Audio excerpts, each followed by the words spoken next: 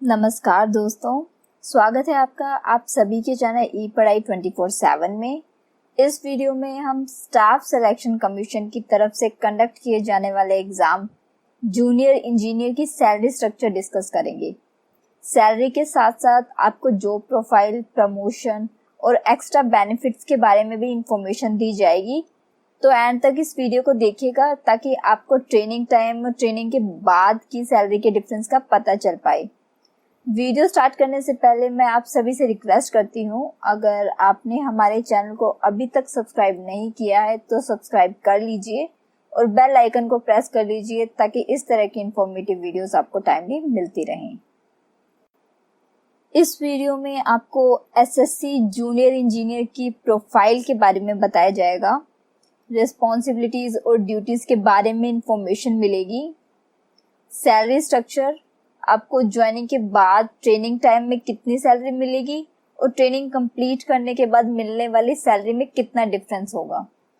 Promotion policy के बारे में बताया जाएगा और सैलरी के साथ मिलने वाले एक्स्ट्रा बेनिफिट कौन से हैं उनके बारे में भी आपको कंप्लीट इंफॉर्मेशन मिलेगी। जूनियर इंजीनियर की post group B non gazetted post है। यह एक सुपरवाइजरी पोस्ट है जिसकी पे मैट्रिक्स लेवल 6 में आती है। जूनियर इंजीनियर की पोस्ट के लिए ऑन जॉब ट्रेनिंग कंडक्ट करवाई जाती है, जिसमें आपको 1 मंथ के अराउंड ट्रेनिंग कंडक्ट करवाने के बाद जॉब अलोकेट कर दी जाती है। ट्रेनिंग टाइम फिक्स नहीं होता। ज्वाइनिंग के 3 से 8 साल के अंदर ट्रेनिंग करवाई जाती है। ये डिपेंड करता है आपके इंजीनियर इंचार्ज पर, जब तक उन्हें कॉन्फिडेंस ना हो आपके वर्क पर। कुछ ऑर्गेनाइजेशन में ट्रेनिंग के बाद इंटरव्यू कंडक्ट किया जाता है, पर एसएससी के थ्रू ज्वाइनिंग होने के बाद जेई की पोस्ट के लिए इंटरव्यू कंडक्ट नहीं होता। चलिए देखते हैं जेई की पोस्ट की duties and responsibility. Junior engineer की पोस्ट सुपरवाइजरी होती है, तो जेई की मेन रिस्पॉन्सिबिलिटी है वर्क का सुपरविजन करना। ज्वाइनिंग के बाद इनिशियल डेज में यह मेन फंक्शन है जेई का, क्योंकि इसी से ही उसे ऑर्गेनाइजेशन के फंक्शंस की अच्छी अंडरस्टैंडिंग होगी। नेक्स्ट है प्लानिंग। यह पार्ट स्टार्ट होता है एक स्मॉल लेवल से, जिसमें प्लान बनाना, रिपेयर या रिनोवेशन वर्क को एस्टिमेट करने की ड्यूटी होती है। अकाउंट्स, जूनियर इंजीनियर रिस्पॉन्सिबल होता है स्टॉक्स को मेंटेन करने के लिए और उसके सेक्शन में आने वाले बिल्स को पास करने के लिए जिनका एक्सपेंडिचर का एस्टिमेशन कॉन्ट्रैक्टर की तरफ से डिमांड किया गया है। नेक्स्ट है स्कीम को प्रॉपर्ली एग्जीक्यूट करना। गवर्नमेंट स्कीम को एग्जीक्यूट करना और स्मूथ फ्लो ऑफ वर्क को इंश्योर करने की रिस्पॉन्सिबिलिटी भी जेई की होती है। सुपरवाइजर्स को असिस्ट करना। जेई अगर इम्पोर्टेंट प्रोजेक्ट डील कर रहा है तो उसे अपने सुपरवाइजर को रिपोर्ट करना जरूरी है हर इम्पोर्टेंट इंफॉर्मेशन के बारे में जो प्रोजेक्ट से रिलेटेड है। जूनियर इंजीनियर की पोस्ट पर ज्वाइनिंग होने के बाद अगर आपका डिपार्टमेंट सिविल है तो आपको ऑर्गेनाइजेशन मिल सकती है central water commission, central public work department CPWD, military engineer services MES, border road organisation BRO, Farakka barrage project, national technical research organisation NTRO और central water and power research station. अगर आपका department mechanical है तो आपको organisation मिल सकते हैं central water commission NTRO, directorate of quality assurance naval, central water and power research station, Farakka barrage project. Electrical department में joining होने के बाद ऑर्गेनाइजेशन मिल सकती हैं CPWD, central water and power research station, Farakka barrage project, directorate of quality assurance naval और NTRO। वहीं electrical और मैकेनिकल ब्रांच के लिए ऑर्गेनाइजेशन होती हैं बॉर्डर रोड ऑर्गेनाइजेशन BRO और military engineer services MES। Quantity serving and contract branch में department मिलेगा मिलिट्री इंजीनियर सर्विसेज MES। अगर बात करें प्रमोशन की तो ज्वाइनिंग के बाद प्रमोशन डिपेंड करती है वैकेंसी, रिजर्वेशन और सीनियरिटी पर। जूनियर इंजीनियर की पोस्ट पर ज्वाइनिंग के बाद 5 इयर्स के बाद एग्जीक्यूटिव इंजीनियर की पोस्ट के लिए प्रमोट कर दिया जाता है। एग्जीक्यूटिव इंजीनियर की पोस्ट पर 5 ईयर वर्क करने के बाद सीनियर सेक्शन इंजीनियर की पोस्ट के लिए प्रमोशन हो जाता है। डिपार्टमेंटल एग्जाम्स को क्लियर करने के बाद भी आप अच्छी पोस्ट पा सकते हैं।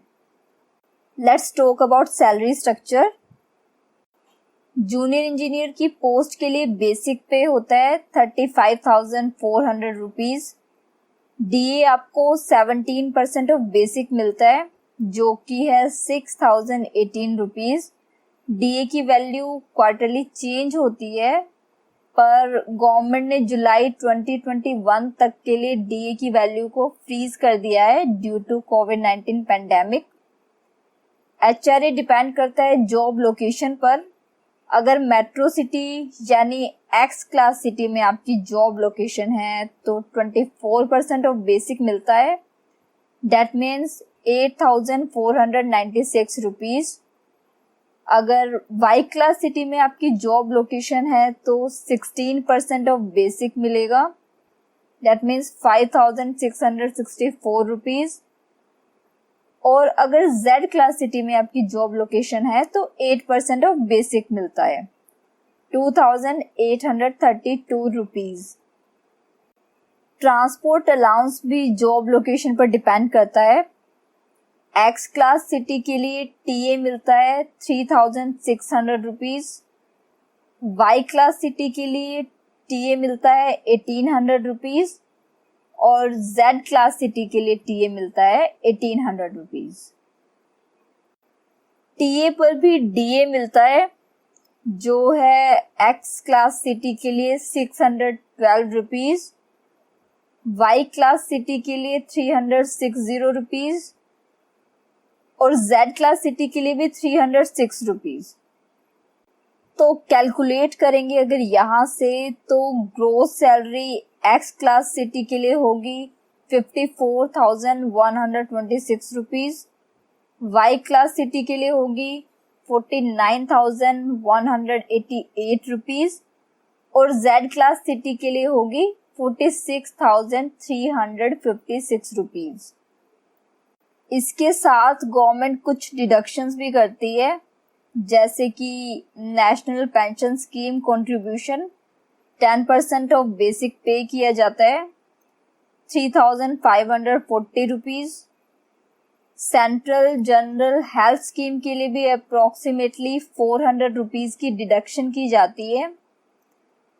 और इनकम टैक्स अगर आप सेविंग्स नहीं करते हैं, मैंने कंसिडर किया है सेविंग्स के बाद इनकम टैक्स 0 है, तो X क्लास सिटी के लिए आपकी नेट सैलरी होगी 50,186 rupees. Good amount of salary मिलती है। आप यहाँ से सैलरी स्लिप चेक कर सकते हैं। इस सैलरी स्लिप में बेसिक पे 38,700 रुपीज है। 3 इंक्रीमेंट अप्लाई होने के बाद आपको इतनी बेसिक मिलेगी। आप चेक कर सकते हैं यहाँ से बाकी सभी अलाउंसेस और डिडक्शंस। बेसिक पे में हर साल 3% इंक्रीमेंट होता है और DA की वैल्यू भी क्वार्टरली चेंज होती है। सैलरी के साथ साथ कुछ एक्स्ट्रा बेनिफिट्स भी प्रोवाइड करती है, जैसे कैंटीन कार्ड। अगर आपकी posting military engineer services MES में होती है तो आपको आर्मी पर्सनल्स की तरह ही कैंटीन कार्ड की फैसिलिटी मिलेगी। बच्चों की अच्छी एजुकेशन के लिए ऑर्गेनाइजेशन आपको चिल्ड्रन एजुकेशन अलाउंस भी प्रोवाइड करती है। दिवाली के पास आपको बोनस भी दिया जाता है जिसका अमाउंट बेसिक पे से रिलेटेड होता है। सेंट्रल गवर्नमेंट एम्प्लॉयज को मेडिकल फैसिलिटीज भी प्रोवाइड की जाती हैं, जिसमें इंडोर और आउटडोर दोनों तरह की फैसिलिटीज होती हैं। आशा करती हूँ आपको यह इन्फॉर्मेशन पसंद आई होगी। Thanks for listening. अगर आपको ये इन्फॉर्मेशन यूजफुल लगी तो please do like, share and subscribe my channel and also hit the bell icon for more videos. Thank you.